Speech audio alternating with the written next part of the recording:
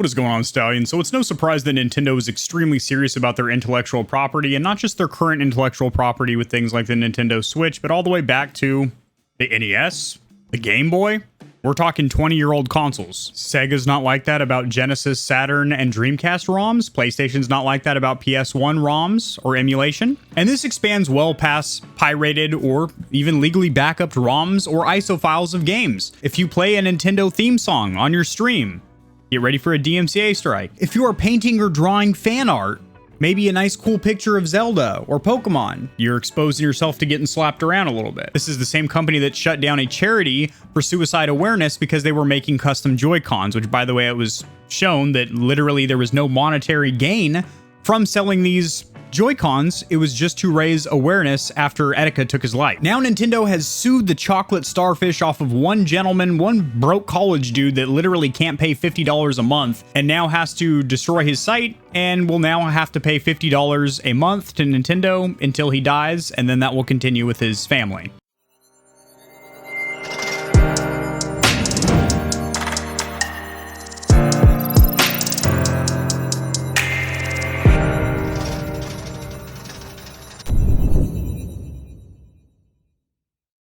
Alrighty guys, the first thing I want to point out is the legality of emulation. First of all, emulation is not illegal by any sense of the meaning. There's a ton of documentation, a ton of previous lawsuits that have proven, solidified, set in stone, that emulation is not illegal by any means whatsoever. Legal backups, software backups of hardware games, such as cartridges and discs, completely legal.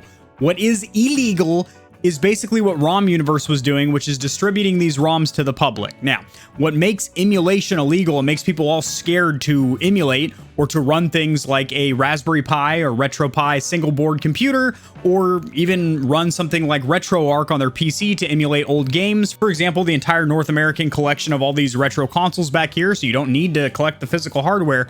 What makes them illegal is two things. The BIOS, which is the actual system file that tells your PC that this is actually a PlayStation 2 or a Sega Saturn. In order to get that, you actually have to physically have the hardware in order to rip the BIOS file from it and then install it onto your PC. So if you're downloading a BIOS online by Googling, for example, hopefully with a VPN on, Sony PSP BIOS or whatever, that is illegal. Is it as illegal as robbing a bank? No, it's a white-collar crime, same thing as stealing music on something like Kazaa and LimeWire was 20 years ago. The second thing would be gathering ROMs that you did not legally own. So for me, my collection of emulated games is all legal software backups of games that I have owned previously from my childhood. You know, I'm 32 years old. I've been gaming since I was about 4 or 5 years old. I have owned a extensive library of, Game Boy games, PlayStation 1 games. So the games that I do emulate are games that I indeed at one point or other did have a physical copy of. I'm going to play a little clip from last night's stream when I was reading the gaming news, and one of the articles that I covered is the fact that Nintendo is banishing RomUniverse, which is pretty much ran solely by one dude.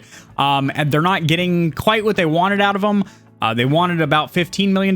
They were granted about $2 million spaced out in $50 a month increments. He can't even make those payments. So they're literally just telling him, okay, destroy everything that you own that has our branding on it, and don't ever do this again. So, and more or less, he's getting away with a slap in the tuchus. But let this be a lesson to all you guys out there that are planning on starting a website or anything like that. Just don't do it. It's not worth it. And if you are, host Sega, host Sony, host Microsoft original games, Xbox original games. Nintendo is way too serious about their intellectual property. It is quite ridiculous, to be 110% honest. This is insane. You cannot make this stuff up. So, Nintendo is suing one guy who runs a website called RomUniverse. The guy cannot even pay $50 a month to pay them back for what they're asking.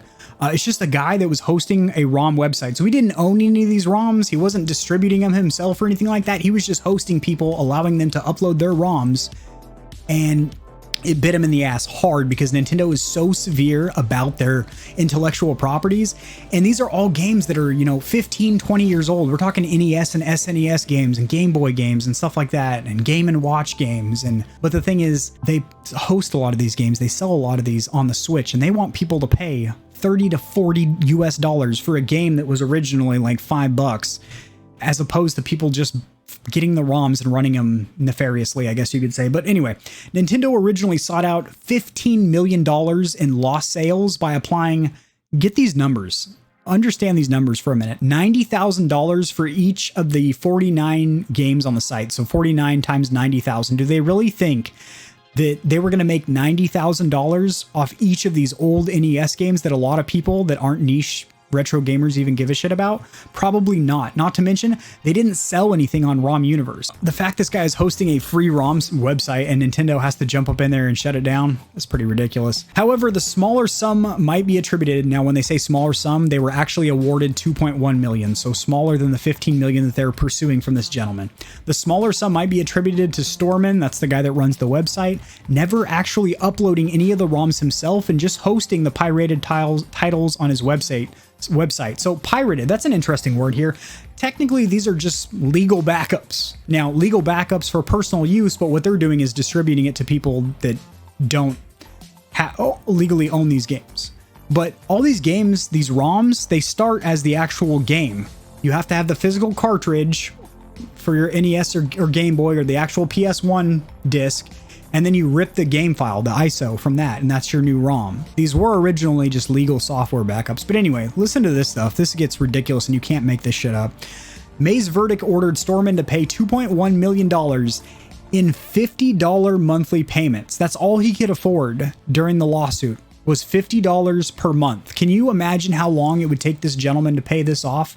$50 a month for a grand total of $2.1 million. He would easily be paying this off until he died, at which case this litigation, this outstanding lawsuit would move on to his next of kin to pay the remainder of it, $50 a month until they die, and so on and so forth. That would be their family legacy, would be paying $50 a month to Nintendo.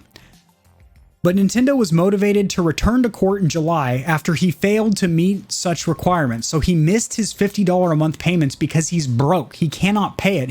This was just some college dude hosting a website where you can transfer ROMs. He had no idea he was going to get sued from Nintendo. Granted, he should have kind of known that Nintendo's serious about their intellectual property and kind of guarded himself a little better, or maybe just hosted Sega and Sony games because they don't really care as much. He can't pay the $50 a month.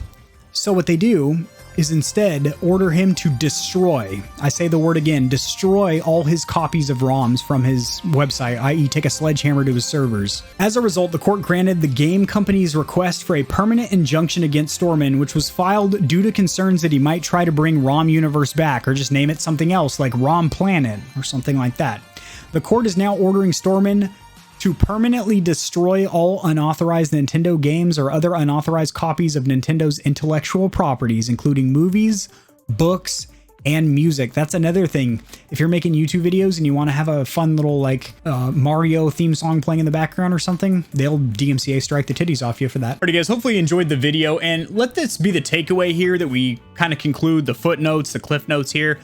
If you are going to download ROMs for emulation, I strongly recommend that you run a VPN or virtual private network. The one I've been using for over 2 years now is ExpressVPN. I do have a link in the description below for 30 days free, followed by a small discount when you actually sign up. But it's solid. I run it on my Amazon Fire Stick, just in case I'm running Kodi or something. Or if you're trying to unlock geographically locked content, such as Netflix's library that's only in Europe or other areas of the world. Or you're just trying to browse the web securely because you're doing something like downloading ROMs. Legal backups of games that I'm sure you guys have owned in the past. So just protect yourself with a VPN. That's the best advice that I can give you guys, because it scrambles your IP and puts you in a different geographic area to where it kind of covers your buns a little bit. Just download retro gaming ROMs and ISOs and BIOSes for your own personal uses. Do not try and build single board computers and sell them on, you know, Etsy or something like that.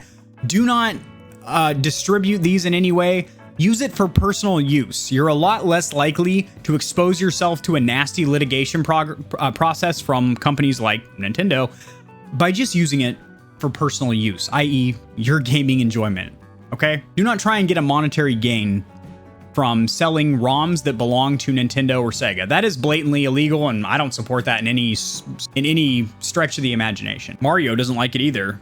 That is going to do it, guys. I do go live Monday, Wednesday, and Friday, 5 p.m. Central Time. Central, not Eastern. I misspoke when I announced that I would be live streaming. People have seemed to really enjoy it, and I've enjoyed it myself, being able to interact with you guys in a live situation where I can answer your guys' questions as I stare you directly in the brown eye. And I'll see you guys tomorrow. Like, subscribe, share, merch store, hit the join button if you want to become a member of Gamer Heaven, and I'll see you tomorrow.